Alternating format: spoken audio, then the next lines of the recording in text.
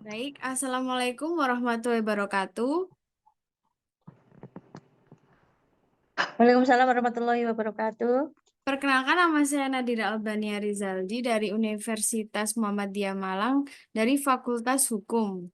Di sini saya akan melakukan wawancara. Sebelumnya silakan untuk Ibu untuk memperkenalkan diri terlebih dahulu. Oke, terima kasih Nia. Saya Sri Supriyati dari DPRD Kabupaten Kendal, fraksi PDI Perjuangan. Saat ini di alat kelengkapan Dewan saya menduduki jabatan di Bapemperda dan selaku Wakil Ketua Fraksi PDI Perjuangan Kabupaten Kendal. Pada saat ini saya menjabat untuk periode kedua 2014, 2019, 2019, 2024. Kemudian background pendidikan saya doktor ilmu ekonomi dari Universitas Diponegoro, Semarang. Demikian perkenalan dari saya. Saya kembalikan kepada Nia. Baik, terima kasih. Sebelumnya tujuan saya untuk mewawancarai Ibu adalah untuk memenuhi tugas kuliah tengah semester saya. Dan pastinya juga akan menambah wawasan kepada saya. Baik, lanjut ke pertanyaan ya, Bu. Siap. Pertanyaan pertama, menurut Ibu sendiri partai politik itu bagaimana? Eh, Partai politik itu merupakan salah satu pilar dari penyelenggaraan ketatanegaraan di Republik Indonesia karena kita menganut rias politika, ada unsur eksekutif, legislatif, dan yudikatif. Tanpa adanya salah satu dari pilar tersebut, mustahil kiranya negara Republik Indonesia ini bisa terselenggara dengan baik. Dan salah satu unsur adalah unsur legislatif, di mana di situ peran partai politik diperlukan untuk tidak hanya sekedar mencetak, tetapi mendudukkan legislator-legislatornya yang tentu saja mempunyai kualifikasi tertentu untuk dapat duduk di lembaga legislatif, baik itu di tingkat DPRD Kabupaten Kota, Provinsi, maupun di DPR RI. Demikian. Yang selanjutnya, peran partai politik dalam menghasilkan kader yang bersih dari KKN, korupsi, kolusi, dan nepotisme itu bagaimana, Bu? Oke, saya akan berbicara pengayaan yang dilakukan oleh PDI Perjuangan. Di luar dari PDI Perjuangan barangkali treatment yang dilakukan adalah berbeda-beda karena masing-masing partai politik mempunyai mekanisme penjaringan sendiri-sendiri. Apabila di PDI Perjuangan itu dilakukan yang pertama kali adalah penjaringan. Jadi penjaringan ini dibuka secara umum terlebih dahulu. Uh, Siapa-siapa yang berkenan untuk maju sebagai calon anggota legislatif dari PDI Perjuangan di semua tingkatan. Tentu saja kita tidak hanya istilahnya membuka diri bagi profesional di luar kader, tetapi di dalam kader pun juga difikirkan, terutama misalnya dari mulai unsur anak ranting, ranting, PAC, kemudian DPC, dan jenjang struktur partai lebih lanjut. Setelah adanya penyaringan, tentu saja di sana ada syarat-syarat kualifikasi tertentu, term and condition apply. Dan itu tidak jauh berbeda dengan undang-undang pemilu yang ada. Syarat-syaratnya seperti itu. Tentu saja syarat kekhususan ada, semisal adalah mempunyai KTA PDI Perjuangan dan seterusnya, ataupun kemudian pembobotannya dilakukan lama berperan, berkiprah, kemudian apakah pernah menjadi pengurus partai, badan, sayap dari Partai PDI Perjuangan di semua tingkatan. Kemudian setelah dilakukan penjaringan, di tahap penyaringan inilah misalnya nantinya itu sudah akan mengerucut siapa-siapa yang sekiranya layak untuk kita tidak hanya jadikan etalase partai, tetapi bakal calon legislatif dari PDI Perjuangan. Kemudian dari penjaringan tersebut nanti pembobotannya seperti tadi saya katakan, ada beberapa hal yang harus dipenuhi dan eh, tidak tidak apa itu namanya tidak menutup kemungkinan bahwa istilahnya yang di dalam partai sendiri nanti akan di blending urutannya dengan kader-kader di luar dari partai. Di luar dari partai itu misalnya begini, ada profesional, ada tokoh masyarakat, ada tokoh agama, ataupun tokoh-tokoh yang sekiranya mempunyai elektabilitas yang bagus dan kemudian juga track recordnya, rekam jejaknya bagus. Tentu kita akan tawari untuk yang bersangkutan bisa mencalonkan diri melalui PDI Perjuangan. Tentu saja dari penjaringan, kemudian penyaringan yang dilakukan oleh partai, tidak menutup kemungkinan nanti setelah jadi pun tidak menjamin bahwa mereka akan terbebas dari KKN itu tadi. Tetapi setidaknya N yang terakhir itu misalnya nepotismenya kita sudah kurangi. Karena kalau di PDI Perjuangan yang di tahun ini itu ada mekanisme demikian. Dalam satu garis, misalnya ayah atau ibu, kemudian ada anak, senyampang itu masih satu garis, maka yang bersangkutan tidak boleh mencalonkan. Yang pertama adalah dalam satu tingkatan. Dalam satu tingkatan, even itu beda dapil, berarti salah satunya harus naik ke tingkatan berikutnya. Atau salah satunya barangkali tidak mencalonkan diri kalau tidak mau naik. Kemudian yang kedua syaratnya adalah bahwa ayah, ibu, beserta anak itu tidak boleh mencalonkan diri beda partai. Itu ada di peraturan partai PDI Perjuangan. Maka di PDI Perjuangan sendiri pasti akan ditemui bahwa misalnya yang tadinya satu kantor DPRD Kabupaten Kota ataupun DPRD Provinsi, di sana ada ayah, ibu, bahkan anak, tetapi yang di 2024-2029 ini mereka tidak bisa dengan serta-merta seperti itu. Pasti harus mencalonkan diri di tingkatan yang lebih tinggi atau seandainya masih dalam satu range kabupaten kota, mereka harus bermigrasi ke kabupaten kota yang lain. Tidak boleh dalam kabupaten kota setempat. Itu setidaknya mengurangi dari nepotisme ataupun kolusi. Karena barrier-barrier ini kita buat, partai kami membuat untuk itu tadi. Tidak hanya menghilangkan, tidak. Kalau menghilangkan sepertinya nonsens, tetapi ada preventifnya, ada pencegahannya dari yang namanya kolusi dan nepotisme itu sendiri. Dan karena tidak, istilahnya apa nih, asas kepantasan dan kepatutan itu kita kedepankan dalam rangka apalah jadinya nanti manakala di gedung Dewan yang terhormat isinya adalah keluarga dan keluarga lagi, karena ini bukan Dewan Perwakilan Keluarga tetapi merupakan Dewan Perwakilan Rakyat Daerah. Terus kemudian yang untuk masalah korupsi, saya tidak bisa berkomentar terlalu banyak karena itu kembali kepada masing-masing individunya. Masing-masing individunya adalah yang pertama tentunya kalaupun kalau kita misalnya berbicara memakai kuadran 1, 2, 3, 4, itu ada blending system yang namanya misalnya good person ditambah bad system. Itu barangkali orang yang tadinya baik akan katut karena sistemnya jelek. Kemudian ada lagi bad person ke good system. Ini nanti kemungkinan besar orang yang tadinya mempunyai rekam jejak yang tidak bagus, karena sistemnya bagus, maka dia sedikit demi sedikit bisa mereduksi ketidakberesan dia di masa lalu. Tetapi yang paling parah adalah bad person di dalam bad system. Ini sepertinya nanti akan mengacaukan sistem ketatanegaraan kita, mau itu di tingkat kabupaten, kota, maupun itu di tingkat provinsi ataupun di tingkat pusat.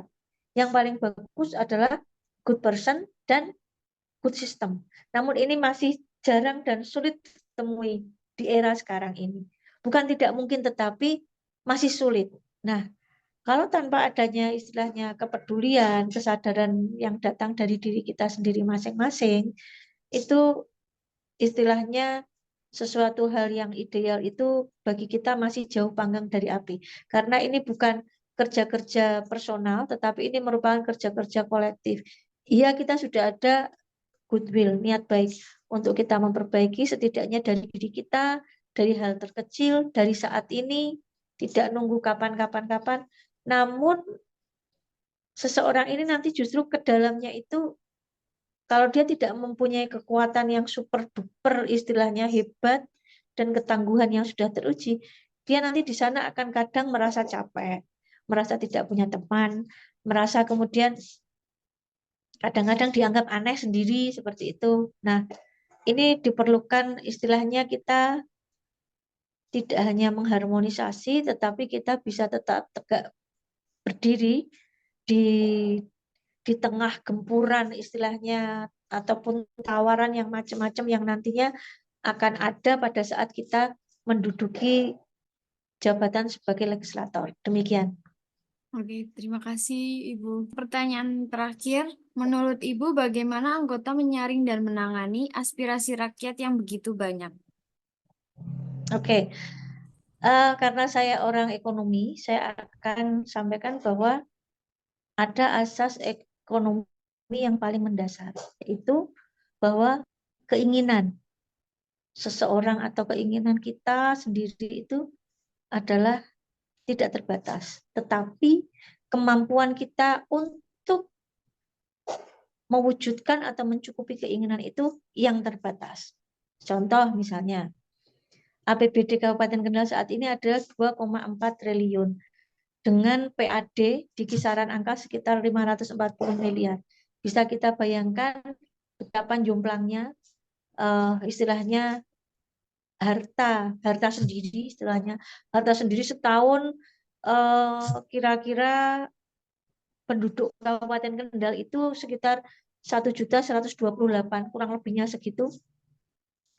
Kerja setahun, istilah orang Jawa itu cilik gede tua nom lanang wedok, bahkan bayi yang umurnya barangkali baru lahir sampai dengan orang yang sudah mau mendekati maut, itu semua bekerja selama 364 hari, dapatnya 540 miliar.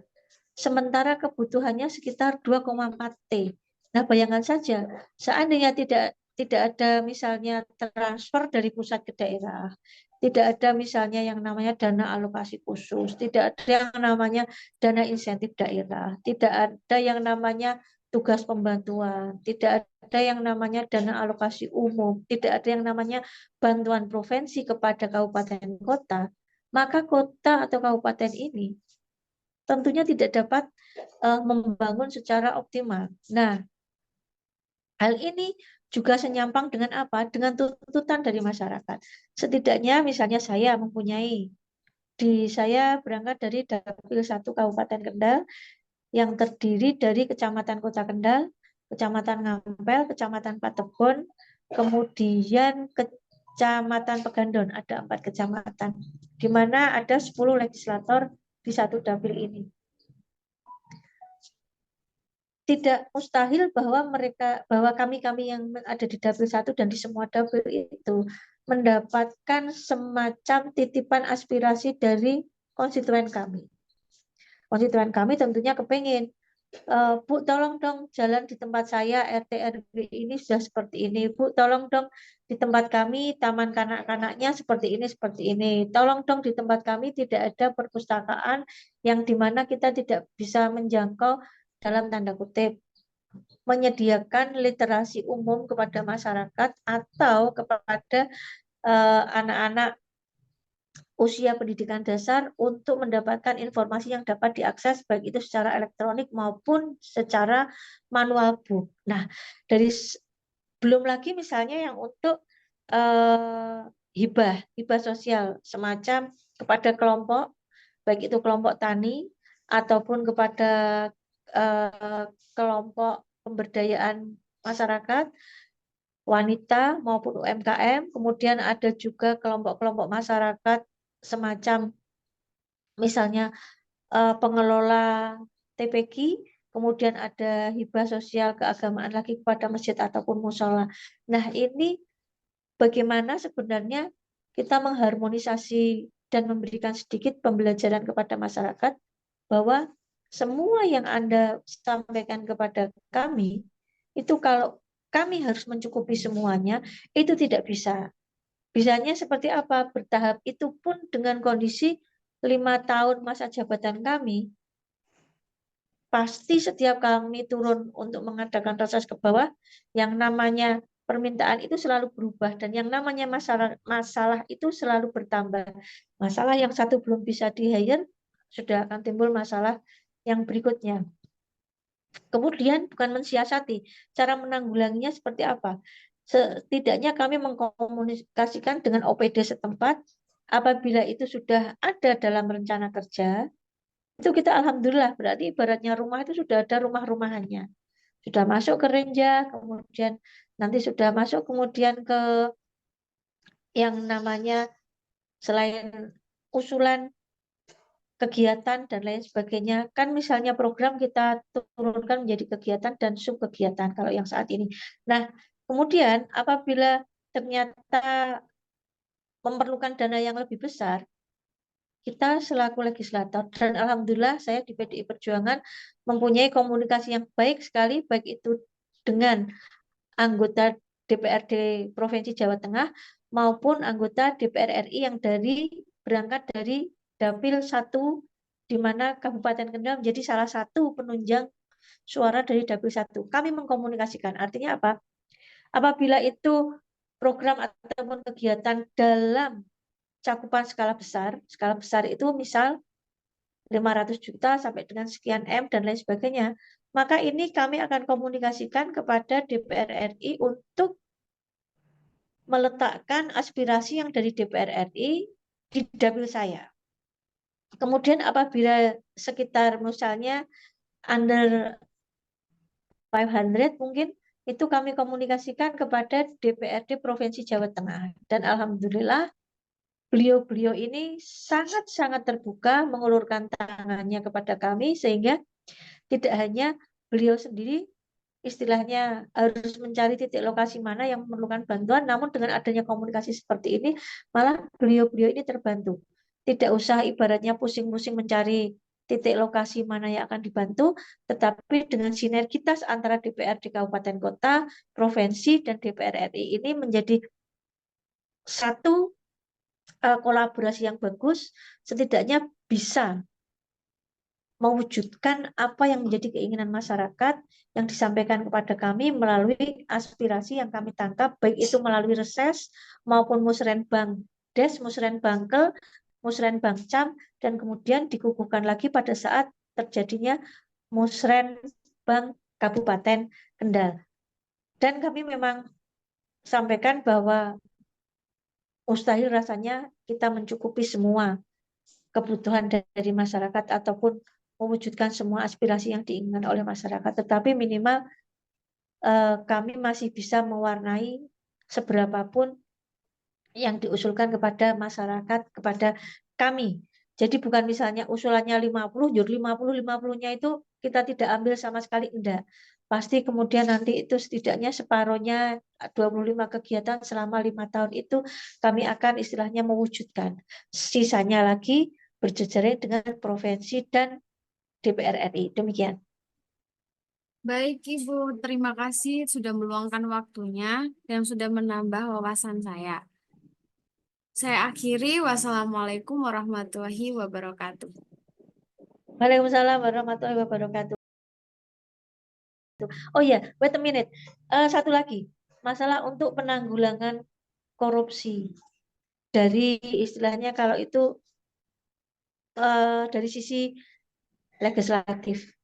Setidaknya apabila mereka berkompetisi dengan biaya yang lebih murah, artinya murah itu bisa di-endorse dari partai politik itu sendiri. Misal, partai politik melihat suatu sosok yang qualified, capable, dan kompeten, kemudian dicalonkan, kemudian mereka endorse biayanya.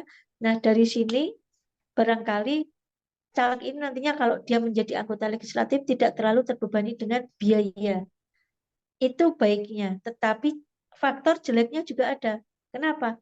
Berarti caleg ini pada saat menjadi anggota legislatif, di-endorse oleh satu kekuatan, dia tidak mengembalikan berupa uang tidak, tetapi nanti kebijakan ataupun peraturan-peraturan yang nantinya dibentuk atau dibuat oleh DPRD bersama kabupaten, ini pasti, bukan pasti, setidaknya pasal per pasal, ayat per ayat, itu pasti tersandra.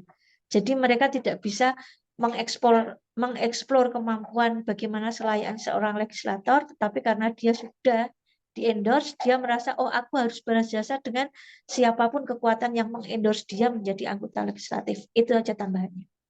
Oke, terima kasih Ibu Ati. Sama-sama, Nia. Ya, Assalamualaikum.